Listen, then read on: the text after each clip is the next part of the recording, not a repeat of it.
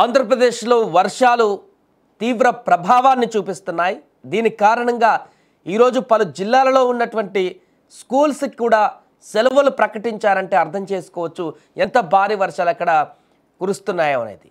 నెల్లూరు, అదేవిధంగా తిరుపతి, చిత్తూరు, కడప జిల్లాలలో మరింత ఎక్కువ ప్రభావం కనిపిస్తుంది. ఈ నేపథ్యంలో అక్కడ ప్రభుత్వ ప్రైవేటు పాఠశాలలకి సెలవులు మంజూరు చేస్తూ కలెక్టర్ ఆదేశాలు జారీ చేశారు. ఈ ప్రాంతాలలో కూడా అన్ని ప్రాంతాలలో కూడా ముఖ్యంగా తిరుపతిలో కూడా నిన్న కురిసినటువంటి భారీ వర్షానికి అక్కడ తీవ్రమైనటువంటి వరద కూడా కొనసాగుతున్నటువంటి సందర్భాన్ని చూసాం. కపిలతీర్థం వద్ద ఎంత భారీ ఎత్తున అక్కడ జలపాతం కూడా కనువిందు చేసిందో చూసాం భారీ వర్షాల నేపథ్యంలో. ఇలాంటి పరిస్థితి కొనసాగుతుంది మిగతా జిల్లాల్లో కూడా. నెల్లూరులో కానీ, ప్రకాశంలో కానీ, కడపలో కానీ ఇదే ప్రభావం కొనసాగుతుంది. ఇంకా 5 రోజుల పాటు భారీ వర్షాలు ఉన్నాయన్నటువంటి సూచనలు కూడా కనిపిస్తున్నాయి. కాబట్టి అప్రమత్తమయ్యారు అధికారులు. అత్యవసర సేవల కోసం ఎన్డీఆర్ఎఫ్, ఎస్డీఆర్ఎఫ్ బృందాలను కూడా రంగంలోకి దించుతున్నారు. సముద్రంలో మత్స్యకారులు వేటకు వెళ్లకుండా కూడా శనివారం వరకు కూడా వేటకు ఎవరు వెళ్ళవద్దంటూ కూడా ఇప్పటికే అధికారులు సూచించడం జరిగింది. దీంతో ప్రజలందరూ కూడా అప్రమత్తంగా ఉంటూ బయటికి అత్యవసరమైతే తప్ప బయటికి వెళ్ళకూడదంటూ కూడా సూచనలు చేస్తున్నారు. ఏదేమైనా కూడా ఈరోజు ఇంకా కీలకంగా మారబోతుంది ఆంధ్రప్రదేశ్ కంటూ కూడా చెప్తున్నారు. ముఖ్యంగా రెడ్ అలర్ట్ ప్రకటించినటువంటి జిల్లాలు ఏదైతే ఉన్నాయో ఆ యొక్క ప్రాంతాలలో ఈరోజు మరింత కీలకంగా మారనుంది. ఎందుకంటే అల్పపీడనం కాస్త ఈరోజు మధ్యాహ్నానికి వాయుగుండంగా మారబోతుందంటూ కూడా చెప్తున్నారు. కాబట్టి వాయుగుండంగా మారేటువంటి క్రమంలో ఈ యొక్క వర్షాల ప్రభావం మరింత అత్యధికంగా కొనసాగే అవకాశం ఉంటుంది. అలాగే గాలి తీవ్రత కూడా ఇప్పటికీ 35 నుంచి 55 కిలోమీటర్ల వేగంతో ఈదురు గాలులు వీస్తున్నాయంటూ చెప్తున్నారు. ఇంకా పెరిగేటువంటి అవకాశం ఉన్నట్టుగా కూడా వాతావరణ శాఖ అంచనా వేస్తుంది. ఈ నేపథ్యంలోనే వాయుగుండంగా మారేటువంటి సమయంలో తీర ప్రాంతంలో ఉన్నటువంటి ప్రజలతో పాటుగా ఈ రెడ్ అలర్ట్ ప్రకటించినటువంటి జిల్లాలలో ఉన్నటువంటి ప్రజలు కూడా అప్రమత్తంగా ఉండాలి. అక్కడ కూడా మరింత ఎక్కువ ప్రభావంతో వర్షాలు కురిసేటువంటి అవకాశం ఉంటుంది.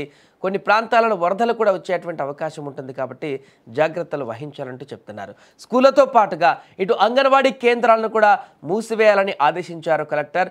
ఈ యొక్క వర్ష ప్రభావం అధికంగా ఉన్నటువంటి జిల్లాలు, రెడ్ అలర్ట్ ప్రకటించినటువంటి జిల్లాలు ఏదైతే ఉన్నాయో ఆ జిల్లాలలో కూడా ప్రస్తుతం ఈ యొక్క గైడ్ లైన్స్ అయితే కొనసాగుతున్నాయి. కలెక్టర్స్ అన్ని జిల్లాల కలెక్టర్స్ కూడా మానిటరింగ్ చేస్తున్నారు. వర్షాలు ఏ రకంగా పడుతున్నాయి, నిన్నటి నుంచి ఎక్కడ అధిక ప్రభావాన్ని కొనసాగిస్తున్నాయి ఈ వర్షాలు, అక్కడ పరిస్థితి ఏంటి, ఆ జిల్లాలలో ఎక్కడెక్కడ వరదలు ఉన్నాయి, ఎక్కడ లోతట్టు ప్రాంతాల ప్రజలు ఏ రకంగా ఉన్నారు, దీనికి సంబంధించినటువంటి సమీక్షలు కూడా కొనసాగుతున్నాయి. ఈరోజు కూడా ఈ యొక్క ముఖ్య అధికారులు, ఈ జిల్లాలకు సంబంధించినటువంటి అధికారులందరూ కూడా కలెక్టర్ మిగతా అధికారులతో సమీక్షలు నిర్వహిస్తూ ఎప్పటికప్పుడు మానిటరింగ్ చేస్తున్నారు.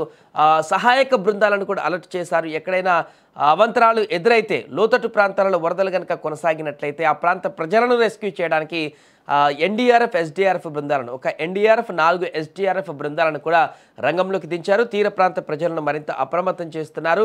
ఈ యొక్క వర్ష ప్రభావం అంటే ఈ టైంలో, ఈ సమయంలో ఈ రకమైనటువంటి వర్షాలు ఎప్పుడు కూడా చూడలేదన్నట్టుగానే ఈ యొక్క ప్రభావం కొనసాగుతుందంటూ కూడా అక్కడ కొంతమంది స్థానికులు చెప్తున్నారు. ఎందుకంటే వర్షాకాలం జూన్, జూలై, ఆగస్టు ఈ ప్రాంతంలో అత్యధిక ప్రభావాన్ని చూడడం కామన్గా మనం చూస్తుంటాం. కానీ నైరుతి ఋతుపవనాలు కంప్లీట్ అయిపోయాయి, తిరుగు పయనం అయిపోయాయి.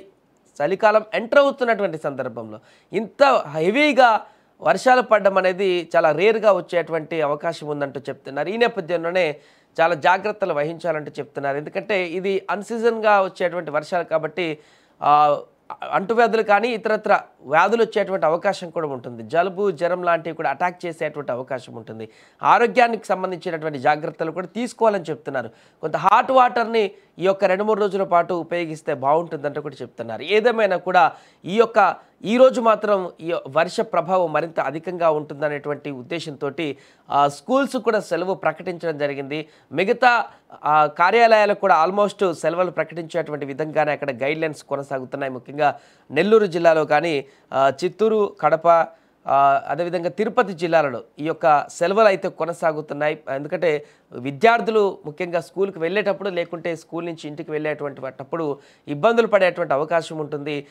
వరదలు కనుక పెరిగితే ఇంకా అనేక ఇబ్బందులు వచ్చేటువంటి అవకాశం ఉంటుంది కాబట్టి ఈ యొక్క సెలవులు అనేటువంటి ప్రకటించడం జరిగింది. ఇది ఇంకా 5 రోజుల పాటు కొనసాగుతుంది అంటున్నారు.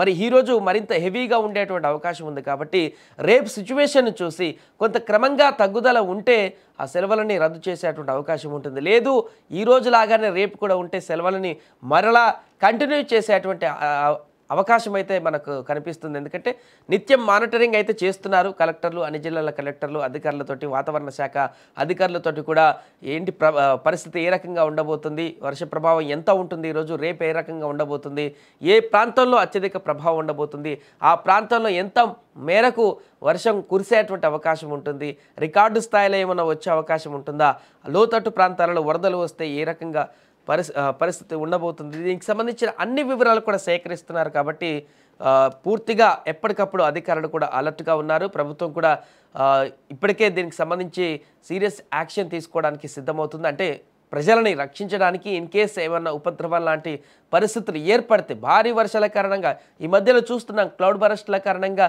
గంటల వ్యవధిలోనే వర్షాలతోటి వరదలు, కాలువలు పొంగి పొర్లుతున్నటువంటి సందర్భాలు చూస్తున్నాం. ఒకవేళ అలాంటి పరిస్థితి వచ్చినా కూడా ప్రజల్ని అప్రమత్తం చేసి వారిని రక్షించడానికి సిద్ధంగా ఉన్నామంటూ కూడా అధికారులు నిత్యం అక్కడ సమీక్షలు అయితే చేస్తున్న పరిస్థితి నెలకొంది. సో ఈరోజు ఈ రెడ్ అలర్ట్ ప్రకటించినటువంటి జిల్లాలలో ఎంత మేరకు వర్షాలు కురుస్తాయి, దాని ప్రభావం ఏ రకంగా ఉంటుందనేది కూడా చూడాలి.